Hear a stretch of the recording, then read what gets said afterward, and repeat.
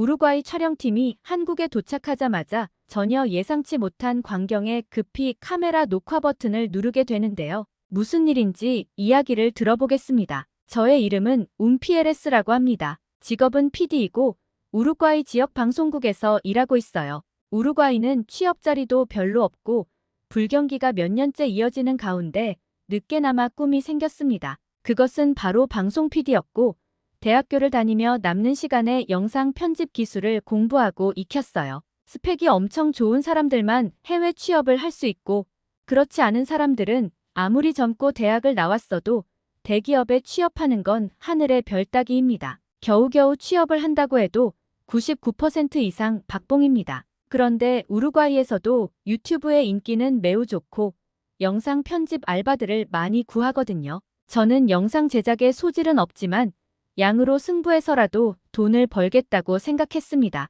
대학 생활을 하면서도 프리랜서처럼 일을 했어요. 일을 찾아 전전했죠. 그러다 보니 자연스레 영상 기획에 대해서도 알게 되고 제가 열심히 하다 보니 편집만 할 게 아니고 영상 촬영도 해달라는 곳이 생기더라고요. 그렇게 저는 중고생 학교 생활을 촬영하는 일도 해보고 공모전에도 응모해서 당선이 되었죠. 지금은 이렇게 지역 방송국 PD 자리까지 오게 되었습니다. 완전한 직장인이 되면서 숨통이 조금 트였습니다. 프리랜서만 하다가 매월 정해진 날에 돈이 통장에 팍팍 꽂히는 걸 보니 기쁨에 눈물이 날 것 같더라고요. 돈에 연연하지는 않았지만 사실 커피 한 잔 사 먹고 싶어도 프리랜서 할 땐 다음 달에 일거리가 없을까봐 생활비를 편하게 쓰지 못했어요. 그렇게 생활비를 아끼고 아끼다 보면 어쩔 땐 돈이 많이 남을 때도 있었답니다. 그만큼 궁핍하게 살아야 했고 그럴수록 꼭 성공하고 싶었어요. 마트에 가면 먹고 싶은 반찬과 저렴한 반찬 두 개 앞에서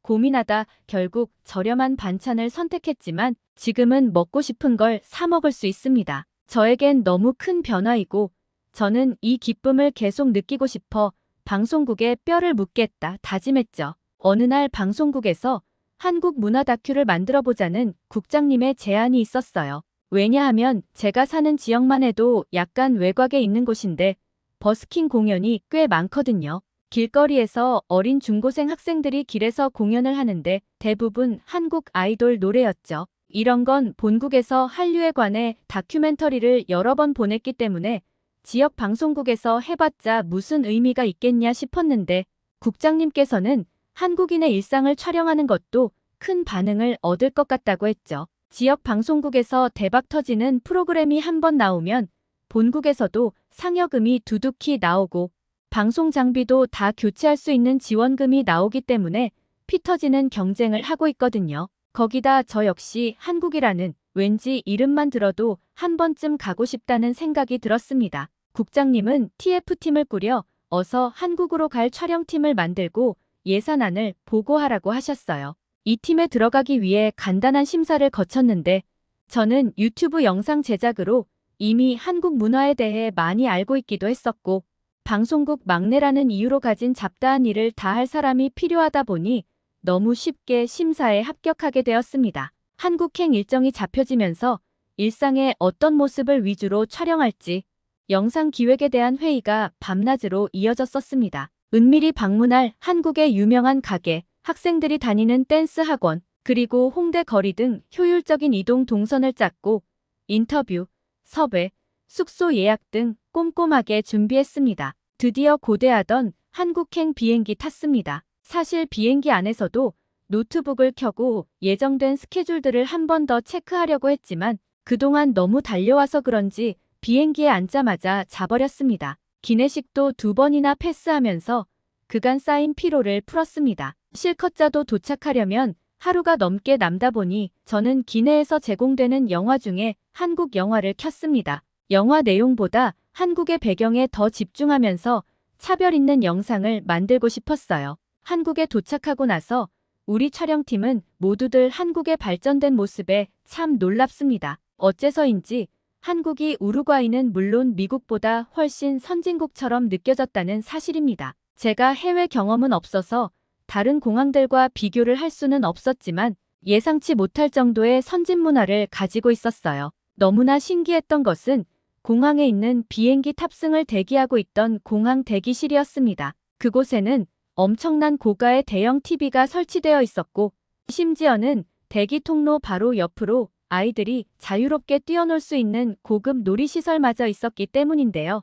나중에 알고 보니 그곳은 키즈 카페라는 곳이었습니다. 비행기 탑승을 기다리는 한국인 부모들은 편하게 공항에서 TV를 보거나 컴퓨터를 이용하고 있는 거였습니다. 우루과이에서는 상상도 못할 일입니다. 같이 온 촬영팀 동료가 휴대폰으로 정보를 찾아보니 인천공항이 무려 선진국 공항 순위 1위에 있다는 충격적인 화면을 보여줬습니다. 공항을 빠져나와 우리 촬영팀은 공항 철도를 이용해서 숙소가 있는 용산의 한 호텔로 가야 했습니다. 촬영팀은 한국의 일상 중 지하철 타는 것을 촬영하는 부분이 있어서 우리는 바로 소형 카메라를 들고 한국 지하철을 처음 타는 브이로그를 촬영하는 컨셉으로 업무를 시작했습니다. 지하철 노선도를 보고 표를 사는 과정을 촬영하는데 놀랍게도 한국은 지하철로 많은 도시로 이동이 가능하고 가격도 저렴하다는 것을 발견했습니다. 지하철을 타기 위해 계단으로 내려간 순간 우리는 눈앞에 펼쳐진 상황에 당황했습니다.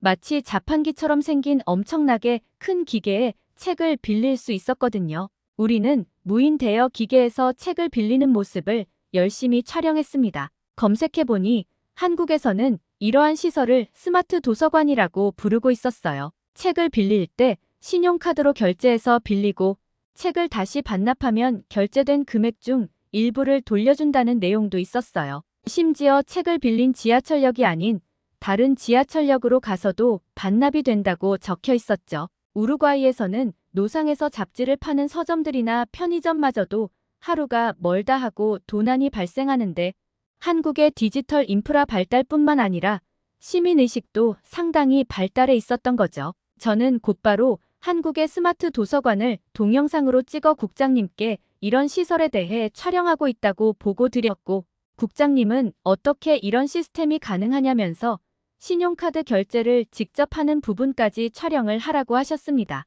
우리의 충격은 거기서 끝나지 않았죠. 지하철을 타고 외국인 인터뷰 컨셉으로 촬영을 하고 있는데 아까부터 선반 위에 가방 하나가 방치되어 있었어요. 저는 가방이 계속 신경 쓰여 카메라에 계속 담았죠. 하지만 30분이 지나도 가방은 그대로 있는 거였어요. 그 가방이 놓여있는 자리 아래 많은 승객들이 타고 내리며 바뀌고 있었고 주인은 분명히 저 가방을 잃어버리고 그냥 내린 것 같았거든요.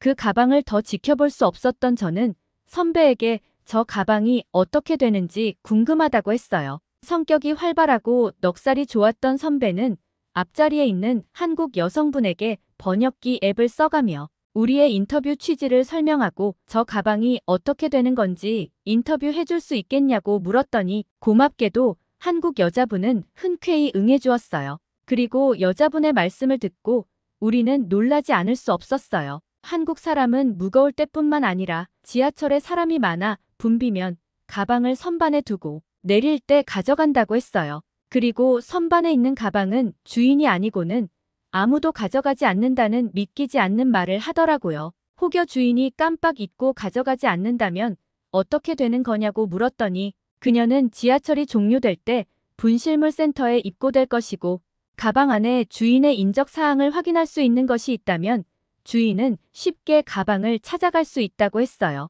실제로 그녀도 예전에 쇼핑하면서 샀던 새 옷을 가방지에 두고 내린 적이 있는데 분실물 센터에서 영수증을 보여주고 옷을 금방 찾은 적이 있다고 말해주었습니다. 기본적으로 한국 사람들은 다른 사람의 물건에 욕심을 내지 않는다는 이야기도 덧붙이면서요. 촬영팀은 그 이야기를 듣는데 입이 다물어지지 않았습니다. 한국의 지하철 촬영은 그렇게 마무리되었고 우리는 숙소에 도착해서 짐을 풀었습니다. 장시간 비행으로 피곤했지만 저녁 촬영을 서둘러야 했습니다. 우리가 간 곳은 한강시민공원이었습니다. 서울 사람들이 언제든지 갈 수 있고 가족과 연인들이 가장 즐겨 찾는 곳이라고 했거든요. 늦은 점심을 먹고 다시 지하철을 타고 우리는 한강공원으로 갔습니다. 지하철 입구로 나오자마자 펼쳐진 눈앞의 광경에 당황할 수밖에 없었습니다. 놀랍게도 그곳에는 한눈에 봐도 엄청나게 넓은 강이 아름답게 흐르고 있었고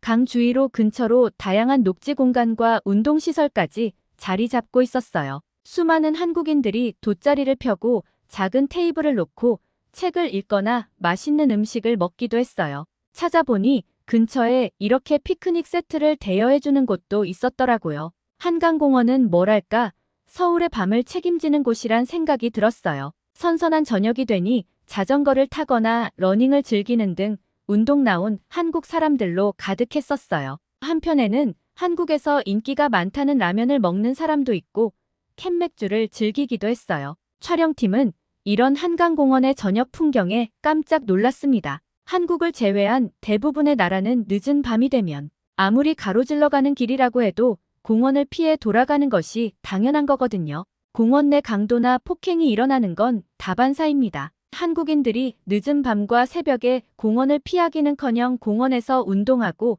음악을 듣는 모습, 심지어 가벼운 음주를 하는 모습에 정말 한국의 치안과 인프라는 세계 최고의 수준임을 알게 되었습니다. 저는 한국에 오기 전 자료 수집하면서 한강의 모습을 이미 봤었는데요. 밤에 한강 주변으로 야간 라이딩을 하는 사진을 본 적이 있었습니다. 저는 그것이 100%로 설정한 사진이지 실제 있는 일은 아니라고 생각했습니다. 우루과이의 경우 밤은 당연하고 낮에도 여성이 혼자 강변을 따라 자전거를 타는 것은 상상도 못할 일이에요. 심지어 우루과이의 공원에서 버스를 기다리다가 강도를 만나는 일도 종종 있을 정도거든요. 촬영팀은 한강공원 내에 있는 매점과 푸드트럭을 촬영하면서 우리도 이제 촬영을 끝내고 돗자리를 빌려 한강에 앉아서 간식을 먹자고 했습니다. 피곤이 채 가시지도 않은 몸을 이끌고 하루 종일 강행군을 했더니 입안도 헐고 몸이 무거웠습니다. 그래서 한강 한켠에 자리 잡아 멋진 야경과 한국 사람들의 여유를 함께 느껴보았답니다. 한국은 너무나 행복한 곳이에요. 제가 앉은 자리의 맞은편에 나무 아래 돗자리를 핀 커플이 있었는데 돗자리 위에 담요와 가방을 놓고 배달 음식을 받으러 가더라고요. 오늘 아침만 해도 저 모습을 보았다면 상상도 못할 일이었을 겁니다. 개인 물건을 공원에 두고 간다는 건 내 물건을 가져가라는 뜻인데 한국에서는 저 물건이 안전하다는 걸 알았거든요. 우리 팀은 보름 동안 한국에서 촬영을 잘 마쳤고 단 한 건의 사고도 없이 마무리되었어요. 영상을 제작하며 그 중간에 저희가 겪은 한국에서의 일들을 끼워 넣을 생각입니다. 믿지 못할 한국의 취향과 시민들의 의식 수준, 한국이라는 나라를 알게 되어 참 뿌듯합니다. 제가 들려드릴 이야기는 여기까지입니다. 움피에레스 씨의 한국 방문기 재미있게 들었습니다. 이번에는 일 때문에 한국에 오셨지만 다음엔 친구들과 한국에 놀러 온다면 한 번쯤은 밤에 한강에 와서 한국 사람들처럼 치킨과 맥주를 해보시는 건 어떨까요? 어떻게 들으셨나요? 구독과 좋아요, 알람 설정은 감동입니다. 끝까지 시청해주셔서 감사합니다.